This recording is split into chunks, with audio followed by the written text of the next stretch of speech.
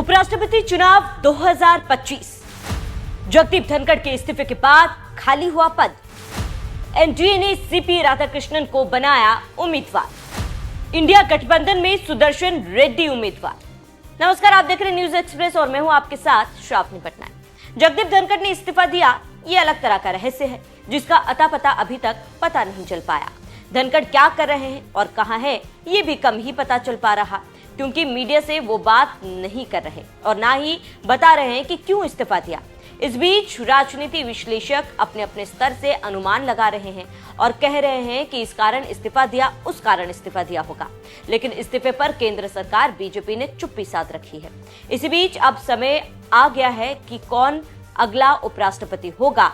ऐसे में इंडिया और एनडीए गठबंधन में जोरदार टक्कर चल रही है और हर पार्टी अपने पाले में सांसदों और पार्टियों को लाने के लिए काम कर रहे हैं।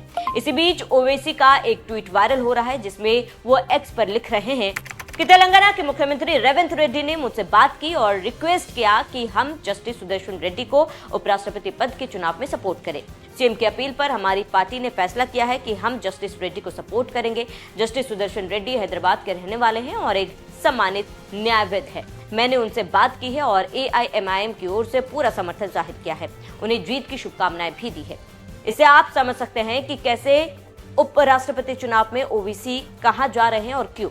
इसके साथ ही साथ इस पोस्ट पर राजनीतिक विश्लेषक अपनी प्रतिक्रिया कुछ इस तरह से दे रहे हैं। उनके मुताबिक ये ऐलान भले ही एक्स पर हुआ हो और छोटा हो, लेकिन इसकी ताकत और निहितार्थ बड़े हैं।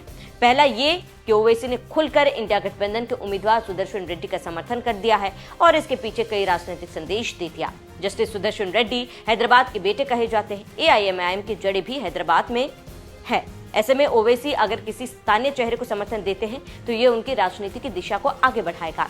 ध्यान दीजिए, कांग्रेस नेता और एआईएमआईएम प्रमुख के बीच अक्सर तलखियां रहती है। एआईएमआईएम पर कांग्रेस अक्सर बीजेपी की बी टीम का आरोप लगाती है, लेकिन इस बार ओवैसी ने खुद को कांग्रेस खेमे के उम्मीदवार के साथ खड़ा कर दिया और संकेत दिया कि उपराष्ट्रपति चुनाव को लेकर विपक्ष एकजुटता दिखाना चाहता है।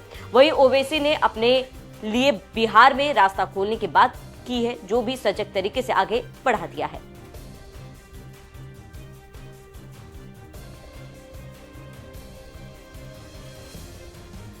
जानकारी देते चले कि इंडिया गठबंधन ने बड़ी ही शानदार तरीके से अपने उम्मीदवार को उतारा है और इस उम्मीदवार ने कई मुद्दों के एक साथ कवर किया।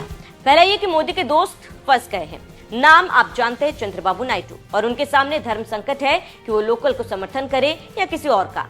इसके साथ ही साथ रेवंत रेड्डी फोन करके समर्थन मांग रहे हैं। ऐसे में चंद्रबाबू क्या करेंगे ये आगे पता चलेगा, लेकिन राजनीति का यही खेल है, जो कल के विरोधी तो आज कदम से कदम मिलाकर चल रहे हैं। ओवैसी ने सीएम की अपील को मान लिया और इस तरह की विपक्षी एकता की तस्वीर और मजबूत हो गई। अब जरा बीजेपी के नजरिए से देखें, एनडीए के पास संसद के दोनों सदनों में बहुमत है, लेकिन विपक्ष की एकजुटता लगातार उसकी रणनीति को चुनौती देती जा रही है। सुदर्शन रेड्डी को एआईएमआईएम का समर्थन मिलने के बाद यह साफ है कि उपराष्ट्रपति चुनाव अब केवल संख्या बल का खेल नहीं रहेगा, बल्कि मैसेज की लड़ाई भी होगी। एनडीए चाहे जीत हासिल कर ले, लेकिन विपक्ष यह मैसेज जरूर देगा कि उसने एक प्रतिष्ठित न्यायविद को आगे करके नैतिक बढ़त बना ली है। ओवैसी की राजनीति हमेशा से ही हाशिए पर खड़े समुदाय की आवाज उठाने की रही है। हम यहाँ पर जीएसटी पर दिया भाषण सुनवाते हैं, सुनिए।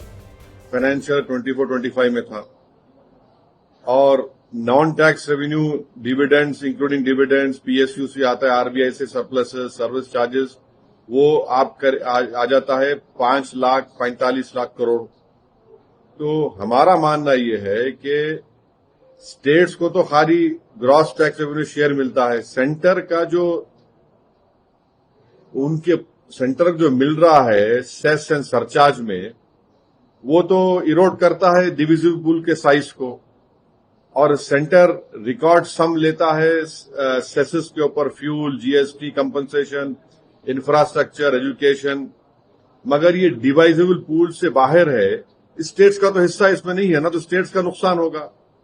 और फिर ये जो जीएसटी रिजीम, जीएसटी को आप रिड्यूस कर रहे हैं, मुझे लगता है कि स्टेट के फाइनेंसेस को डिसप्रोपोर्शनेटली हिट करेगा और मिडिल क्लास टैक्स पेयर, आप सब ये बातें हो रही है। टैक्स पेयर का आप देखिए पिछले 6 साल में इनकम टैक्स कलेक्शंस जीएसटी से और कॉर्पोरेट टैक्स से आगे बढ़ चुके हैं। आप बजट डॉक्यूमेंट्स प्रोजेक्ट करते हैं पर्सनल इनकम टैक्स रिसीप्ट्स को 14 लाख 35 लाख करोड़ के करीब, माने 21% जंप हो रहा है पिछले साल से।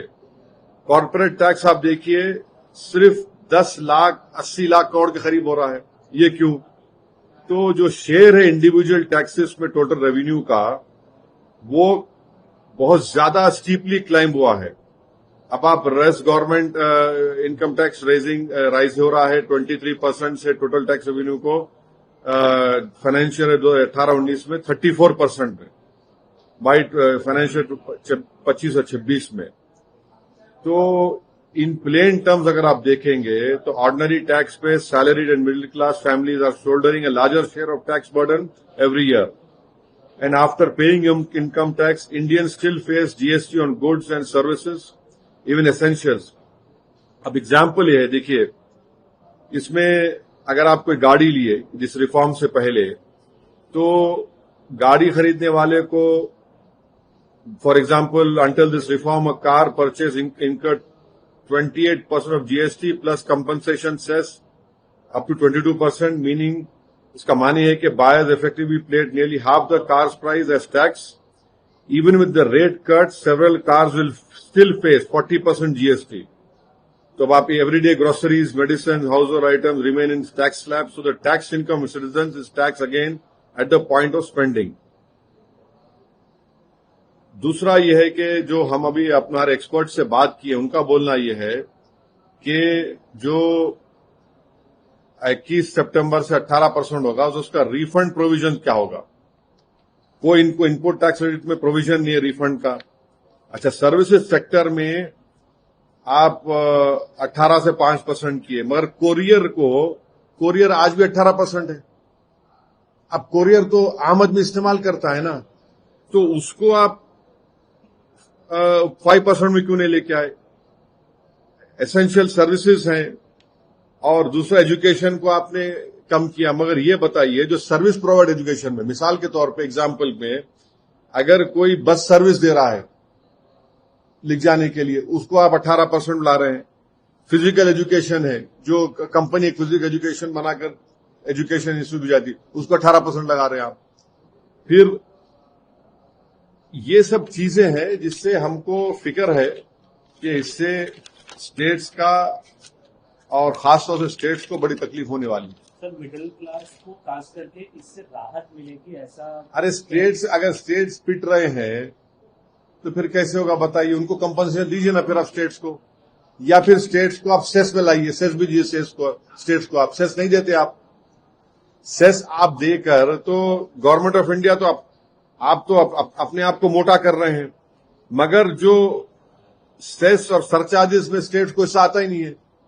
स्टेट्स तो दुबले हो जा रहे हैं, तो फिर स्टेट्स क्या करेंगे? फिर